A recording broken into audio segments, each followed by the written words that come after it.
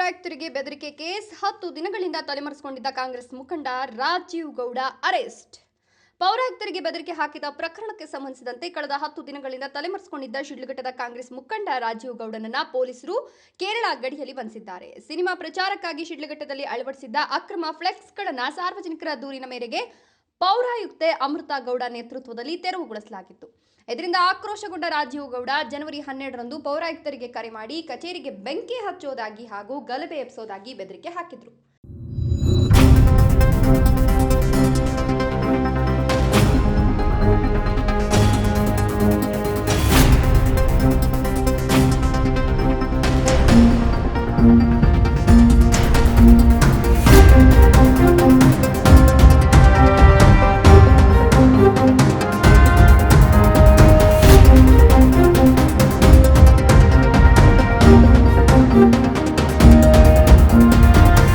ಈ ಆಡಿಯೋ ಸಾಮಾಜಿಕ ಜಾಲತಾಣಗಳಲ್ಲಿ ವೈರಲ್ ಆಗಿ ಸಾರ್ವಜನಿಕರ ಆಕ್ರೋಶಕ್ಕೆ ಕಾರಣವಾಗಿತ್ತು.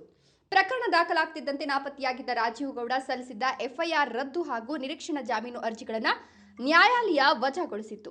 ಈ ನಡುವೆ ಕೆಪಿಸಿಸಿ ಸಹ ಆತನನ್ನ ಪಕ್ಷದಿಂದ ಅಮಾನತು ಮಾಡಿತು. ಬಂಧನ ವಿಳಂಬಕ್ಕೆ ಸಿಎಂ ಸಿದ್ದರಾಮಯ್ಯ ಹಾಗೂ ಗೃಹ ಸಚಿವ ಜಿ ಪರಮೇಶ್ವರ್ ಅಸಮಾಧಾನ ವ್ಯಕ್ತಪಡಿಸಿದ್ದ ಬೆನ್ನಲ್ಲೇ ಕಾರ್ಯಾಚರಣೆ ತೀವ್ರಗೊಳಿಸಿದ ಪೊಲೀಸರು ಕೇರಳಕ್ಕೆ ಪರಾರಿಯಾಗಲು ಯತ್ನಿಸುತ್ತಿದ್ದ ರಾಜೀವ್ ಗೌಡನನ್ನ ಗಡಿಭಾಗದಲ್ಲಿ ಬಂಧಿಸಿದ್ದಾರೆ.